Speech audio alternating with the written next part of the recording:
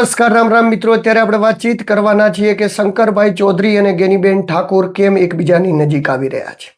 હવે ઘણા બધા પ્રોગ્રામોની અંદર શંકરભાઈ ચૌધરી અને ગેનીબેન ઠાકોર એક સાથે દેખાઈ રહ્યા છે. ત્યાં સવાલો એ ઊભા થયા છે કે શું રાજનીતિનો રંગ બદલાઈ રહ્યો છે કે નેતાઓનો રંગ બદલાઈ રહ્યો છે.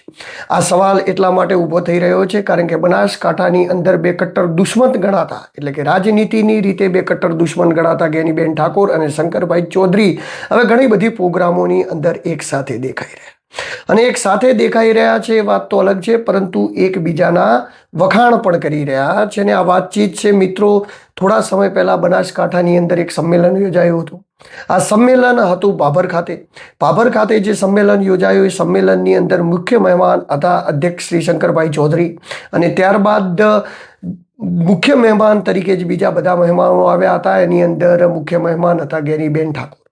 ગેનીબેન ઠાકોર અને શંકરભાઈ ચૌધરી બંને મુખ્ય મહેમાન હોવાથી બંનેને એક જ જગ્યાએ, એક જ મંચની ઉપર એક જ સાથે નજીક નજીક બેસાડવામાં આવ્યા હતા. અને ત્યાં વચ્ચે બંનેને વચ્ચે એક ફોટો વાયરલ થાય છે. આ ફોટો જોઈને સમગ્ર બનાસકાંઠાથી લઈને ઉત્તર ગુજરાતની રાજનીતિમાં એ વસ્તુની ચર્ચા પકડી કે ખરેખર જે નેતાઓ હોય છે, ભાજપ કોંગ્રેસ પક્ષની વિચારધારાની સાથે તો રહેતા હોય છે, પરંતુ નેતાઓને એકબીજા સાથે કોઈ પણ અણબનાવ હોતો નથી. તો સમરસતા, ઘણા બધા લોકોએ કહ્યું કે આ એક સમરસતા છે. વિપક્ષ અને સત્તા બંને પક્ષ સાથે મળી અને આ રીતે ચર્ચાઓ કરે તો લોકોનું વધારે ભલું થઈ શકે. પરંતુ આપણે જે આજે વાતચીત કરવાના છીએ, એ વાતચીત કરવાના છીએ કે ખરેખર આ રાજનીતિનો રંગ બદલાઈ રહ્યો છે. રાજનીતિ હવે એ દિશામાં જઈ રહી છે કે જેની અંદર પક્ષ અને વિપક્ષના લોકો સાથે મળીને કામ કરશે, કે પછી નેતાઓનો રંગ બદલાઈ રહ્યો છે કે નેતાઓને હવે ખબર પડવા માંડી છે કે બધા જ જોડે બનાવીને રાખવાથી લોકો એમની સાથે રહેશે. દરેક વસ્તુની આપણે ચર્ચા કરવાના છીએ ખૂબ ઊંડાણપૂર્વક. તો વિડીયોની અંદર આપ લોકો ધ્યાનથી બનેલા રહેજો. તો મિત્રો, વાતચીત કરવી છે કે ખૂબ સમયથી ગેનીબેન ઠાકોર અને શંકરભાઈ ચૌધરી એક કટ્ટર મનાતા હતા. આમ તો 2017થી એમના જૂના સંબંધો છે. જૂના સંબંધો એવા છે કે ગેનીબેન ઠાકોર સામે શંકરભાઈ ચૌધરી લડ્યા અને ત્યારબાદ તેઓ ત્યાંથી હારી ગયા. વાવ હાર્યા બાદ પણ આની આ લડાઈ સતત ચાલુ રહી. ત્યારબાદ વાવથી શંકરભાઈ ચૌધરી એ થરાદ લડવા ગયા, થરાદ લડી જીતી ગયા, અધ્યક્ષ પદ ઉપર ગયા. અને ત્યારબાદ વાતચીત કરીએ તો બનાસકાંઠાના જે સાંસદની ચૂંટણી આવી હતી એના અંદર રેખાબેન અને ગેનીબેન વચ્ચે જે ટક્કર થઈ એમાં પણ શંકરભાઈ ચૌધરીએ ખૂબ જોર લગાવ્યું હતું, પરંતુ ક્યાંક ને ક્યાંક ગેનીબેન ઠાકોર એ થોડા ઘણા મતથી જીતી જાય છે. જ્યારે બધી ઘટનાઓ થાય છે ત્યારે રાજકીય વિશ્લેષકો એવું માનતા હોય છે કે ગેનીબેન અને શંકરભાઈ ચૌધરી એ એકબીજાના દુશ્મન થઈ ગયા છે, એકબીજાની દુશ્મન થઈ ગયા છે, કે રાજકીય રીતે એકબીજાના દુશ્મન થઈ ગયા છે. પરંતુ ત્યાં જ વાવનું ઇલેક્શન આવે છે. વાવના ઇલેક્શનની અંદર શંકરભાઈ ચૌધરી એ સંસદની અંદર જે હાર થઈ હતી, હારનો બદલો લેવા માટે કરીને સ્વરૂપજીને ટિકિટ આપીને એટલી તનતોડ મહેનત કરે છે કે સ્વરૂપજી જીતી જાય છે અને ગેનીબેનના કેન્ડિડેટ ગુલાબસિંહ હારી જાય છે. પરંતુ ત્યાં પણ લોકો ચૂપ નથી રહેતા. જ્યારે ગુલાબસિંહ હારી જાય છે ત્યારે ગેનીબેન ઉપર પણ ઠીકરું ફોડવામાં આવે છે. જેમ કે રેખાબેન હારી ગયા હતા અને શંકરભાઈ ઉપર ઠીકરું ફોડવામાં આવ્યું હતું, એ જ રીતે. અને એવું કહેવામાં આવે છે લોકમુખે કે ક્યાંક ને ક્યાંક ગેનીબેનના ગામમાંથી લીડ ન નીકળી, ગેનીબેનના સમાજમાંથી લીડ ના નીકળી, એટલા માટે કરીને અંદર ખાને ગેનીબેને ક્યાંક સ્વરૂપજીને સપોર્ટ કર્યો છે. પરંતુ આ બધી ચર્ચાઓ તો ક્યાંક ચાલતી હતી ને ત્યાં જ મંત્રીમંડળનું વિસ્તરણ થયું. ત્યારબાદ બધા પોતપોતાની લાઈફની અંદર આગળ વધી ગયા. બધાને ખબર હતી કે શંકરભાઈ ચૌધરીને અવશ્ય સ્થાન મળી શકે છે, પરંતુ અધ્યક્ષ પદ હોવાથી ને બનાસ ડેરીના ચેરમેન હોવાથી સ્થાન મળવું મુશ્કેલ હતું, કારણ કે કંઈકનું કંઈક છોડવાનું થાય. તો એટલા માટે કરી અને એમને એમનું કામકાજ ચલાવી, એમની ઓળખાણ ચલાવીને સ્વરૂપજીને મંત્રી બનાવી દીધા. જ્યારે શંકરભાઈએ સ્વરૂપજીને મંત્રી બનાવ્યા ત્યારબાદ જ્યારે સ્વરૂપજીનું ભાભર ખાતે સ્વાગત કરવામાં આવ્યું ત્યારે ગેનીબેને એ સમારંભની અંદર હાજરી આપી. આમ તો સ્વરૂપજી જોડે બીજા ઘણા બધા પ્રસંગોમાં દેખાય છે. એક બે ફોટો તમને બતાવું છે, શાળાનું ઉદ્ઘાટન કરતા હોય ઘણી બધી જગ્યાએ. પરંતુ એ જગ્યાએ પહોંચ્યા ત્યારે એક ચર્ચા ચાલી મીડિયાની અંદર કે સ્વરૂપજી મંત્રી બન્યા તો ગેનીબેન ઠાકોર કોંગ્રેસના છે તો ભાજપના મંત્રીનું સ્વાગત કરવા કેમ ગયા. ત્યારે ગેનીબેને કહ્યું કે સમાજનો કોઈ પણ વ્યક્તિ આગળ જતો હશે તો એને સપોર્ટ કરવા માટે હું જઈશ અને ચૂંટણીના ટાઈમે ભલે અમે ચૂંટણી ગમે પક્ષમાંથી લડતા હોઈએ અને ગમે પ્રચાર કરતા હોઈએ, પરંતુ જ્યારે એ આગળ જતો હશે ત્યારે અમે એને સપોર્ટ કરવા માટે જઈશું. વાતચીત આમ ગણવા જો તો યોગ્ય છે અને આમ ગણવા જો તો યોગ્ય છે. કેમ? કારણ કે જ્યારે એમને એવું કહ્યું કે સમાજનો કોઈ વ્યક્તિ આગળ જતો હોય ને અને અમે સપોર્ટ કરવા માટે જઈશું તો યોગ્ય વસ્તુ છે. પરંતુ જ્યારે સમાજનો વ્યક્તિ સામે ચૂંટણી લડતો હોય ત્યારે આપણે એને હરાવી દઈએ તો એ વાત યોગ્ય છે. કારણ કે જે વાત એટલી યોગ્ય છે એટલી જ અયોગ્ય છે. એટલે બંને બાજુ કલુડીમાં રહીને ક્યાંક ને ક્યાંક ગોળ પગાતો હોય એવું લાગતું હતું. ત્યારબાદ ઠાકોર સમાજના સ્નેહ મિલનો બોલાવવામાં આવ્યા. બીજી એક તસવીર બતાવી રહ્યો છું. રાજકીય રીતે બે કટ્ટર દુશ્મન મનાતા ગેનીબેન ઠાકોર અને અલ્પેશજી ઠાકોર બંને એક મંચ ઉપર જોવા મળ્યા, સાથે જોવા મળ્યા, એકબીજાને ગળે ભેટ્યા અને ત્યારબાદ રાજકીય વિશ્લેષકોની અંદર એક ચર્ચા ચાલુ થઈ કે ઠાકોર સમાજ એ રાજનીતિનો નવો રંગ આપી રહ્યું છે. શું રંગ આપી રહ્યું છે? નવો રંગ એ આપી રહ્યું છે કે ભાજપ, કોંગ્રેસ કોઈ પણ જગ્યાએ ઠાકોર સમાજનો નેતા હોય તો એને સમાજને સપોર્ટ કરવો. જ્યારે આવો રાજકીય રંગ આપવામાં આવ્યો તો એના ઉપર એવું સાબિત થયું કે નેતાઓ કરતી સમાજ એ નેતાઓ ઉપર વધારે આવી હોય. કારણ કે જ્યારે ભાજપમાં કોઈ ઠાકોર સમાજનો લડતો હોય અને કોંગ્રેસમાં રહેલા કોઈ ઠાકોર સમાજના લોકો વિરોધ કરે ત્યારે એ ઠાકોર સમાજના લોકો એને બેસાડી દે છે કે ભાઈ તમે બેસી જાઓ, સમાજના વ્યક્તિનું કેમ વિરોધ કરો છો. આ તાસીર આમ તો ખૂબ સમયથી ચાલતી આવે છે. એક પેટર્ન બનતી જાય છે ઠાકોર સમાજની વોટ કરવામાં અને એટલી સમજદારી પૂર્વક એ લોકોની પેટર્ન બની રહી છે કે જેનું એમના નેતાઓ જોડે તોડ નથી. ગેનીબેનને ક્યારેય એવી ઈચ્છા ના હોઈ શકે કે ગુલાબસિંહ હારી જાય, કારણ કે એમના એક મજબૂત માણસ જો બનાસકાંઠામાં એમનું કોઈ પાસું હોય તો એ ગુલાબસિંહ હતા. પણ ક્યાંક ને ક્યાંક સ્વરૂપજી લડ્યા તો એ વખતે ગેનીબેનનું પણ ન ચાલ્યું. કારણ કે ગેનીબેન જે ભાભરની અંદરથી 22,000ની લીડ લેતા હતા એ જ ભાભર તાલુકાની અંદરથી એ જ 20-22,000ની લીડ લઈ અને સ્વરૂપજી જીતી ગયા. એટલે પરિણામ એનું એ જ રહ્યું. પરિણામ એવી રીતે જ આવ્યું. ખાલી સમાજ તો ન બદલાયો પરંતુ પક્ષ બદલાયો. જ્યાં વોટ કોંગ્રેસને પડતા હતા ત્યાં વોટ ભાજપને પડ્યા. પરંતુ વોટ કોને પડ્યા? તો વોટ પડ્યા ઠાકોર સમાજના કેન્ડિડેટને. તો આ રીતે જોતા ઠાકોર સમાજના નેતાઓનું પ્રભુત્વ તો વધી રહ્યું છે. આપ જોઈ લો, ગેનીબેન વાવની અંદર લડતા હતા, કોંગ્રેસની અંદર લડતા હતા, જીતી જતા હતા. સ્વરૂપજી ભાજપની અંદર લડ્યા, જીતી જાય. કેશાજી ચૌહાણ ભાજપની અંદર દિવોદરથી લડે, જીતી જાય. અમૃતભાઈ ઠાકોર કોંગ્રેસની અંદર લડે તો એ પણ જીતી જાય. રાધનપુરથી લવિંગજી લડે તો એ પણ જીતી જાય. તો ક્યાંક 2-3 કોંગ્રેસના ધારાસભ્યો, ક્યાંક 2-3 ભાજપના, અને તેમ છતાં પણ જીતી જાય. એટલે ઠાકોર સમાજ એ એમના સમાજના ઉમેદવાર તરીકે કોણ છે એ જોવા મળ્યું. ઘણી બધી સમાજો આજે પણ એવી છે કે જે પક્ષની વિચારધારાથી વળગી રહી છે ને જેના કારણે પક્ષને તો કોઈ ફાયદો થાય કે ના થાય પરંતુ એ સમાજને નુકસાન થવાનું છે. ઘણી બધી એવી સમાજો છે કે જે પક્ષને વળગીને બેસી રહે છે કે ભાઈ અમે આ પક્ષના છીએ તો અમે આ જ પક્ષને રહીશું. પરંતુ વાતચીત એવી થાય છે કે જ્યારે પક્ષને વળગીને રહે છે કે પક્ષની દિશામાં રહે છે ત્યારે ક્યાંક ને ક્યાંક એમને આંતરિક નુકસાન એ થાય છે કે સમાજનું પ્રભુત્વ એ પક્ષો ઉપર નથી જતું. પક્ષોનું પ્રભુત્વ સમાજ ઉપર આવે છે. વાસ્તવમાં એવું હોવું જોઈએ કે સમાજ, બંધારણ, જે લોકો છે, સામાજિક બંધારણ, એમનું પ્રભુત્વ પક્ષો ઉપર હોવું જોઈએ. પક્ષોનું પ્રભુત્વ સમાજ ઉપર ન હોવું જોઈએ. પરંતુ આવું થઈ રહ્યું છે ને આવું ઘણી બધી જગ્યાએ થતું જોવા મળે છે. પરંતુ હવે જે એક ચિલ્લો ચૂતરાયો છે, ચિલ્લો એ ચૂતરાયો છે કે શંકરભાઈ ચૌધરી અને ગેનીબેન ઠાકોર એકબીજાની નજીક આવી રહ્યા છે. તો મિત્રો તમને સવાલ થતો હશે કે ચાલો આવું કેવું કારણ બને? કારણ કે જો શંકરભાઈ ચૌધરી અધ્યક્ષશ્રી છે, મુખ્ય મહેમાનમાં એ હોય તો ત્યાં ગેનીબેનને આવવાનું હોય. ગેનીબેનને ખબર હોય કે શંકરભાઈ ચૌધરી એ સમારંભમાં આવવાના છે તો ગેનીબેન ના પાડી દે. અથવા તો ગેનીબેન જે સમારંભની અંદર આવવાના હોય, શંકરભાઈ ચૌધરીને ખબર હોય કે તે આવવાના તો એ ના પાડી દે. એટલે કે મતલબ જે પણ પ્રોગ્રામનું આયોજન કરતા હશે એ લોકો પૂછતા તો હશે ને કે સાહેબ તમે પણ આવવાના છો? તો ત્યાં ગેનીબેન પણ આવવાના છે. ગેનીબેનને પણ કહેતા હશે કે બેન તમે પણ આવવાના છો? તો ત્યાં સાહેબ પણ આવવાના છે. તેમ છતાં પણ બંને સાથે દેખાય છે, સાથે પ્રોગ્રામોમાં જાય છે, સાથે વાતચીતો કરે છે. ને પાછું એવું નથી કે એકબીજાના વખાણ પણ કરે છે. વખાણ એ કરે છે કે ગેનીબેન ઠાકોરે એવું કહી દીધું કે શંકરભાઈ ચૌધરી ઓબીસીના સૌથી મોટા ચહેરા ગણાવ્યા. ત્યારબાદ વાતચીત કરીએ તો શંકરભાઈ ચૌધરીએ પણ એવું કહ્યું કે ગેનીબેનને હું બહુ સમયથી ઓળખું છું ને અમારી પહેલી મુલાકાત એ આ સંસ્થાની અંદર થઈ હતી, જે આદર્શ વિદ્યાલય ભાભરની અંદર મિટિંગ રાખવામાં આવી હતી. એ જગ્યાએ અમારી ઓળખાણની શરૂઆત થઈ હતી અને ત્યારબાદથી સતત ગેનીબેને એમના જીવનની અંદર પ્રગતિ કરી અને ખૂબ આગળ વધ્યા અને સાંસદ સુધી પહોંચ્યા. તો આમ જોવા જઈએ તો જો રાજનીતિ આવી બદલાઈ જાય તો કેટલું સારું. રાજનીતિ જો આ રીતની બદલાઈ જાય કે રાજનીતિનો રંગ આ બદલાઈ જાય તો કેટલું સારું કે પક્ષ અને વિપક્ષના નેતાઓ સાથે રહી અને લોકોનું કામ કરતા થઈ જાય. તો આ તો બહુ સારી વસ્તુ કહેવાય કે ક્યારેક વિપક્ષના જે છે વિપક્ષના કહેવાય પણ પક્ષના લોકો કામ કરતા થઈ જાય, સરકારના લોકો કામ કરતા થઈ જાય, પરંતુ જે જાહેરની અંદર આવી નીતિઓ દેખાય છે, શું એ નીતિઓ રિયલમાં ગ્રાઉન્ડ ઉપર આવી લાગુ પડે છે? ઘણા બધા કિસ્સાઓમાં લાગુ પડતી હોય છે, તો મિત્રો ઘણા બધા કિસ્સાઓમાં લાગુ પડતી નથી. ક્યાંક ને ક્યાંક વાતચીત એવી પણ આવી રહી છે કે હવે નેતાઓના રંગ બદલાઈ રહ્યા છે. તો નેતાઓના રંગ કેમ બદલાઈ રહ્યા છે? નેતાઓના રંગ એટલા માટે બદલાઈ રહ્યા છે કે નીચે સમાજોના રંગ બદલાઈ રહ્યા છે. તમને વાતચીત કરું, એક ઉદાહરણ આપું. જ્યારે ગેનીબેન ઠાકોરે ગુલાબસિંહને વાવ લડાવ્યા અને એ જ ટાઈમે સ્વરૂપજી ઠાકોર લડતા હતા.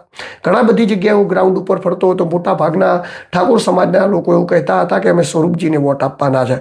તો હું એમને પૂછતો હતો કે તમે સ્વરૂપજીને વોટ કેમ આપવાના છો? કારણ કે તમે ગઈ વખતે ક્યાં વોટ કર્યું હતું? તો એ લોકો કે કોંગ્રેસમાં કર્યું હતું. તો તમે એ વખતે કોંગ્રેસમાં કર્યું, તો આ વખતે ભાજપમાં કેમ કરવાનું? તો કે આ વખતે ભાજપમાં એટલા માટે કરવાનું કારણ કે અમારા સમાજના ઉમેદવાર લડે. તો મેં કહ્યું કે જે ગેનીબેન જેમને લડાવે છે, તો ગેનીબેન તમારા સમાજના નથી? તો કે ગેનીબેન અમારા સમાજના છે, પરંતુ ગેનીબેન નથી લડતા ને. પરંતુ જે ગેનીબેન જે ગુલાબસિંહને લડાવી રહ્યા છે, ગુલાબસિંહને મત કેમ નહીં આપો તમે? કે બસ એનું કોઈ ખાસ કારણ નથી, કારણ કે ગેનીબેન પણ એવું નથી ઈચ્છતા કે અમે ગુલાબસિંહને વોટ આવી મૂકો. આવું તમને ગેનીબેને કીધું હતું? કે ના, ગેનીબેન ના કીધું, પણ અમને ખબર હોય કે એમની મનની વાત અમે જાણી જઈએ. તો જે આ સમાજનો જે આવો ચિલ્લો ચિતરાયો છે, આ ચિલ્લાની અંદર એવું થાય કે સમાજને ગેનીબેનને કહેવા જવું તો કેવી રીતે કહેવું? જાહેર મંચ ઉપર કહી શકે, બાકી અંદરખાને કહેવા જવું તો કેવી રીતે કહેવાનું? કહેવા જાય તો લોકો એમ કે ના બેન, હવે અમે તો અંદરખાને ત્યાં સપોર્ટ કરવા. એટલે નેતાઓને પણ ક્યાંક ને ક્યાંક એવો ડર ફેટ્યો છે કે જો આપણે આપણા સમાજના વિરુદ્ધમાં જતા રહ્યા તો પછી આપણે નહીં જીતી શકીએ. કારણ કે અત્યારે ગ્રામીણ લેવલ ઉપર સમાજવાદ એટલો બધો વધી ગયો છે કે જે સમાજના વોટ વધારે હોય છે એ જ જીતી શકે છે, ને સામે પણ જેને ઊભું રહેવું હોય એને પણ એના સમાજના વોટ વધારે જોઈએ, તો એ લડી શકે અને ટક્કર આપી શકે. બાકી તો એ લડી પણ ન શકે અને ટક્કર પણ ના આપી શકે. તો આવો જે ચિલ્લો ચિતરાઈ રહ્યો છે, જોતા એવું લાગી રહ્યું છે કે ક્યાંક રાજનીતિ બદલાઈ રહી છે કે નેતાઓનો રંગ બદલાઈ રહ્યો છે. તો રાજનીતિનો રંગ બદલાઈ રહ્યો છે, માતે નેતાઓનો રંગ બદલાઈ રહ્યો છે. ને વિશ્લેષકોનું તો એવું પણ માનવું છે ને એવી વાતચીત છે કે શંકરભાઈ ચૌધરી અને ગેનીબેન ઠાકોર હમણાંથી ખૂબ સમયથી નજીક આવી રહ્યા છે. તમે જોયું હમણાં ઘણા બધા ભાષણોની અંદર હું જોતો હોઉં છું, ગેનીબેન ખુલ્લીને ક્યારેય શંકરભાઈનો વિરોધ નથી કરતા, શંકરભાઈ ક્યારેય ગેનીબેનનો વિરોધ નથી કરતા. અને આ વાતચીત એવી છે કે એક ડાલ પર દો પંછી બેઠા રે, કોણ ગુરુ કોણ ચેલા. કારણ કે વાતચીત એવી થઈ રહી છે ને એટલા માટે થઈ રહી છે કે ગેનીબેન ઠાકોરને હવે એવું છે કે 2 જિલ્લા બની ગયા. એક થરાદ જિલ્લો બની ગયો, બનાસકાંઠા, એટલે કે બનાસકાંઠાનું વિભાજન થઈ ગયું. હવે વિભાજન થઈ ગયું, સંસદ તરીકે લડવાનું થશે તો કોઈ એક જગ્યાએ થશે, બંને જગ્યાએ તો લડી નહીં શકાય. કારણ કે 26ની અંદર વિધાનસભાનું વિભાજન આવશે તો સંસદની સીટોનું પણ ક્યાંક ને ક્યાંક વિભાજન થશે, તો એ રીતે સીટો ડિવાઈડ કરવામાં આવશે, તો એ જગ્યાએ લડવાનું થશે. વિધાનસભામાં પણ લડવાનું થશે, તો ઘણા બધા તાલુકા બની રહ્યા છે, તો એ પણ થશે. આ બાજુ શંકરભાઈ ચૌધરીએ થરાદ જિલ્લાને શેપ કરી નાખ્યો એટલે થરાદ જિલ્લાની અંદર જે મતલબ કે લઈ ગયા. ધારો કે જાતિગત રીતે વાતચીત કરીએ તો બનાસકાંઠાની અંદર 2 જાતિઓનું સૌથી મોટું પ્રભુત્વ હતું, એક ઠાકોર સમાજનું ને બીજું ચૌધરી સમાજનું. તો ચૌધરી સમાજના મોટા ભાગના વોટ એ થરાદ જિલ્લામાં જતા રહ્યા અને ઠાકોર સમાજના મોટા ભાગના વોટ એ હવે બનાસકાંઠામાં રહી ગયા. તો વાતચીત એવી પણ થઈ રહી છે કે ક્યાંક ને ક્યાંક જે ચૌધરી સમાજ અને ઠાકોર સમાજ વચ્ચે જે જાતિગત રીતે જે ટક્કરો થતી એ પણ હવે ઓછી થઈ જશે. તો આ બધાની વચ્ચે આ લોકો એકબીજાની નજીક એટલા માટે આવી રહ્યા છે કે ક્યાંક અમને શંકરભાઈ ફાયદો કરાવી દે, ક્યાંક અધ્યક્ષ સાહેબને એવું કે ક્યાંક અમને ગેનીબેન ફાયદો કરાવી દે. તો જે આ સમરસતાથી જે એકબીજાને લોકોને જે નજીક આવી રહ્યા છે એ જોતા એવું લાગી રહ્યું છે કે રાજનીતિનો રંગ નથી બદલાઈ રહ્યો, પરંતુ નેતાઓનો રંગ બદલાઈ રહ્યો છે. કારણ કે નેતાઓનો રંગ એટલે બદલાઈ રહ્યો છે કે લોકોનો રંગ બદલાઈ રહ્યો છે. લોકો શું વિચારી રહ્યા છે, લોકો અલગ કરવા જઈ રહ્યા છે, લોકો હટકે કરવા જઈ રહ્યા છે. આજકાલ તમે જુઓ તો ઘણા બધા પ્રશ્નો એ ગુજરાતની અંદર હજી સોલ્યુશન નથી થયા, હજી સોલ્વ નથી થયા, તેમ છતાં પણ ફટાફટ બિહારની અંદર જેમ ભાજપની સરકાર બની ગઈ એમ સરકાર બનવામાં કોઈ પ્રોબ્લેમ નથી થતો. મુદ્દા ગમે એટલા હાઈ લેવલે હોય, સોશિયલ મીડિયા ઉપર જુઓ તો કોમેન્ટો એકદમ હાઈ લેવલે હોય કે ભાજપ જવાની, આ તે નહીં આવવાની, ને કરપ્શન થઈ ગયું છે, ભ્રષ્ટાચાર થઈ ગયો છે. પરંતુ જ્યારે પેટીઓ ખુલે ત્યારે ભાજપ આરામથી અને લીડથી નીકળી જાય છે. જેવું આજથી વર્ષો પહેલાં ભાજપની લીડ હતી તો પણ ન થતું હતું. આ તો ભાજપ સરકારમાં છે એટલે ભાજપની વાતચીત કરીએ છીએ.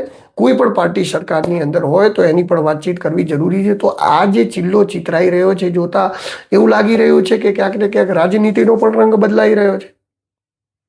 અને જો આ જ રીતે રાજનીતિનો રંગ બદલાતો રહ્યો તો આવનારા સમયની અંદર નેતાઓના રંગ બદલાવાના, એમાં કોઈ નવાઈ નથી.